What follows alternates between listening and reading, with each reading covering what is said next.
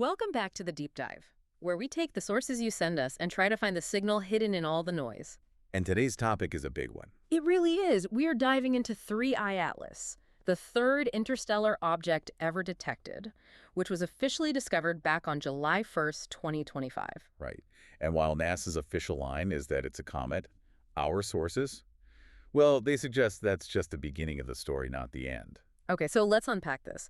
Our mission today is to go past the official statements and really look at the 5 competing possibilities that everyone from astronomers to prophetic interpreters are putting on the table. It's like this object is a Rorschach test for, the entire world right now. It really is. And the range of ideas is just extraordinary. You've got, first, the official line, a conventional run-of-the-mill comet. All right, boring. What's next? Second, a highly peculiar comet, one that maybe needs a whole new scientific category.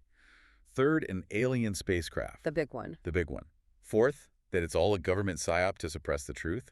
And fifth, that it's a divinely timed heavenly sign. 5 possibilities for one object.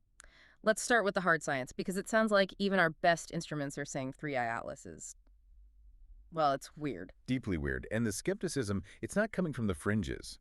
It's being led by some of the most established names out there, like Dr. Loeb at Harvard. Right. His team has flagged over a dozen unique anomalies, basically arguing that this is, and I'm quoting here, more than a mere comet. When you have that many anomalies, it starts to sound like it's not just a weird comet, but maybe something else entirely. Exactly. So let's look at the receipts, as some of these independent researchers are calling them. The things that suggest intelligent control, which would point to possibility number 3, the alien craft. Okay, so the first, and I think maybe the biggest issue, is what 3I Atlas isn't made of. Comets are, fundamentally just dusty snowballs. They get near the sun, they heat up, and they sublimate. And that process leaves a very specific chemical fingerprint. Precisely. You expect to see tons of hydroxyl, which is basically a form of oxygen, O, and cyanogen, CN. These are the building blocks that, create that classic greenish-blue glow of a comet's coma. And with 3I Atlas, They're gone. Completely absent. Independent spectroscopy just doesn't see them. So if the basic ingredients of a comet aren't there, then its whole composition has to be fundamentally different. It has to be. Something rocky or metallic. Something that doesn't just burn off like ice. And that throws the whole comet classification into doubt right from the start. Okay, so that's what it isn't. What about what it's doing? Well, this is where it gets even stranger. The dynamic behavior suggests it's not just passively reacting to the sun. It seems to be actively managing its energy. How so? What does managed look like from millions of miles away? Researchers noted that the object's core seems to be flickering. Flickering. Yeah, pulsating, like a light being toggled off and on. And even more than that, it was seen activating and deactivating its outgassing, basically turning its own tail on and off on command. A normal chunk of ice and rock doesn't do that. It just reacts to heat. Exactly. There's no on-off switch. And this observation, it makes the next one even more compelling. After its closest approach to the sun, it's perihelion. A point where a normal comet should be breaking apart, or at least dimming. Right. This one did the exact opposite. It stayed completely intact. It actually got brighter, and then it suddenly activated these jets of emissions. And these weren't just random bursts. Not at all. They were protruding from several very specific, spaced-out vectors.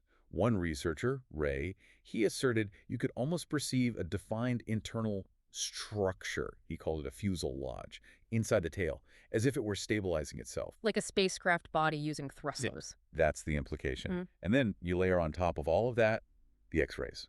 A Japanese satellite observed 3I Atlas emitting X-rays. That's nearly impossible for a comet, right? It's just not supposed to happen. X-ray missions require these immense high-energy interactions. Comets just don't have the chemistry or the mechanics for that. So it's another piece of evidence that we could be dealing with something engineered. Okay, so let's synthesize this first part. It doesn't have the right chemistry. It seems to have controlled propulsion. It survived a trip around the sun that should have destroyed it. And it's emitting X-rays. Right. When you have that much unexplained data, it creates a vacuum. And according to the sources, that vacuum gets filled by the suppression theory. Exactly. Which leads us straight to possibility number 4, the government psyop. The core idea here is that agencies like NASA are deliberately holding back the full picture on 3I Atlas because they know it's not natural. And the sources draw let's call it a provocative very politically charged parallel to make their point here. They do. The material we have frames this whole thing as a COVID-like psyop, intended to manage the public narrative and maybe even induce a kind of mass psychosis. And this is where we need to be really clear that we're just reporting what the sources claim. So what's the specific analogy they're making with Dr. Loeb? They draw a direct line, claiming Loeb is being set up as what they call Fauci 2.0.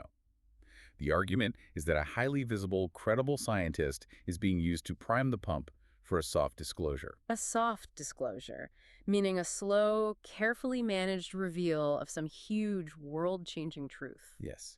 And in this case, the truth they claim is being managed is that alien shits will be manifesting on Earth. Wow. The source explicitly compares Loeb's constant media presence, fueling the debate about what the object is, to Dr. Fauci's role during the pandemic. They argue Fauci was propped up to enforce scientism while suppressing other scientific views. Specifically, they mention views that questioned the cost-benefit of certain health policies, which the source calls the rushed kill shots. Right. So the argument they're making is that, just like then, the public is being told to trust the science and focus on a technical debate. Is it a comet or not? Well, the real, much bigger story is being deliberately hidden by the agencies themselves. That this thing is actually a vessel. It's framed as a massive distraction, and the prime example they give of this alleged cover-up, it all centers on the planet Mars. This is where the story gets really dramatic. On October 3rd, 2025, which the sources note was Yom Kippur 3I Atlas, had an incredibly close flyby of Mars. Incredibly close. We're talking 18 million miles, or 30 million kilometers. And get this, the object's coma, its gas cloud, was the size of planet Earth itself. That's just mind-bogglingly close for an interstellar visitor. It is. And to understand why NASA's silence after this event is raising so many red flags, you have to go back to the sighting spring precedent in 2014. Comet sighting spring, C2013 A1. I remember that one. So sighting spring also passed Mars, but, and this is the critical point, it was much farther away, nearly double the distance of 3I Atlas's flyby. And even from that distance, it caused a major event. It wasn't a physical impact, but a magnetic one. The comet's coma and the Martian magnetic field collided, which created a massive plasma discharge. An electromagnetic pulse, an EMP, that literally lit up the entire red planet. That's incredible. A magnetic collision from 30 million miles away? It is. And it completely reframes the question about 3I Atlas. The unavoidable question is, if sighting spring produced a planet-wide EMP from that far away, what happened when 3I Atlas flew past at half the distance? Did it trigger an even bigger pulse? Did it do something else? And that's the silence that's fueling the suppression theory. The sources suggest NASA is sitting on high-resolution images and data from its Mars orbiters because they're afraid of what it would show. That maybe Mars got zapped, and they don't want to cause a global panic about it. The theory is they don't want to, quote, agitate humanity with such a potential threat, especially with the object now heading our way. Which brings us to Earth's encounter, though thankfully it's going to be much, much farther away from us. Yes. Its closest approach to Earth is on December 19th, 2025, right in the middle of Hanukkah. And the distance is key here, 170 million miles. That's 9 times farther than it was from Mars. So you won't be seeing this with the naked eye. Not a chance. And the sources speculate that this huge distance is, for good reason, connecting it back to that EMP idea, the global blackout fear. Exactly. The conjecture is that if this object, with its weird energetic properties, passed as close to Earth as it did to Mars, the resulting magnetic collision could be powerful enough to short-circuit our global power grids. A worldwide blackout. A terrifying thought. So being 170 million miles away is definitely the preferred outcome here. But even from that far away, the sources point to another potential impact tied to a celestial alignment that's happening at the exact same time. Right. On that same day, December 19th, we get a triple planetary alignment. Yeah. Mercury, Venus, and Mars all line up perfectly with Jupiter. The source material calls this a cosmic ley line. Like a channel of gravitational and magnetic energy. And when you combine that with 3I Atlas hitting its closest point to Earth, it supposedly forms a cross of energy, a nexus. And the concern is that this nexus of cosmic pressure could affect us here on Earth. The speculation is that these combined perturbations could impact Earth's tectonic stability. The source suggests we could see an uptick in earthquake events or some other major pressure release around that date. Okay, so we've covered the bizarre science, the alien craft theory, the government psyop, and the potential physical threats. This brings us to the final and maybe the most extraordinary possibility of all. This is possibility number 5. The idea that this isn't about physics or politics at all, but that it's a meticulously coded cosmic sign, A message. a message. This view sees 3i Atlas as a harbinger from the Creator, arguing its entire path through the heavens is mathematically precise. And that math involves the golden ratio, Phi. How does that work? The object's trajectory is broken down into segments that apparently follow the phi ratio as it moves through the Mazzaroth, the Hebrew zodiac. The long part of its path goes from Cetus and Pisces, the sign of the Church, to Virgo, the sign of the Rapture. And the short section of the ratio? Goes from Virgo to Gemini, which is interpreted as the sign of the wedding couple. And the timing of this path is where the theory gets incredibly specific. You mean it lines up with key dates? Perfectly, according to the sources. For example, its discovery on July 1st, 2025, coincided with the red heifer oblation in Israel, a very rare, very significant ceremony. And what about its pass through Virgo? It reached the constellation Virgo on September 23rd, 2025. That date was the exact anniversary of the Revelation 12 sign from 2017, which many see as a major prophetic marker. And the Earth perihelion in December on Hanukkah also lines up. Yes.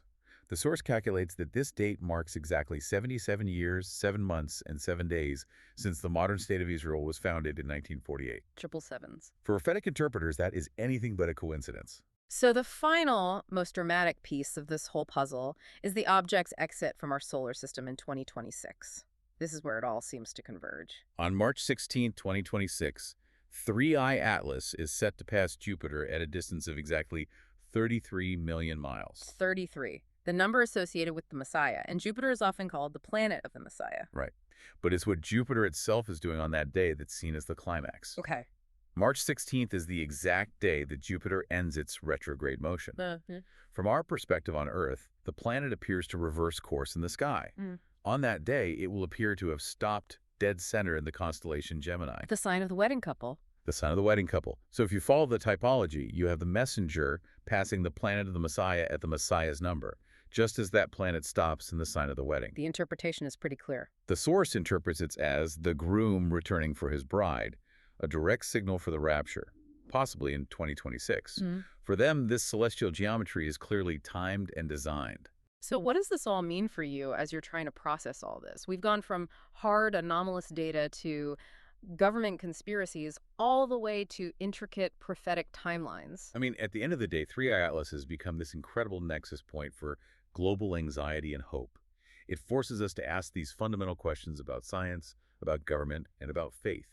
It really highlights how different groups can look at the exact same cosmic event and see completely different things.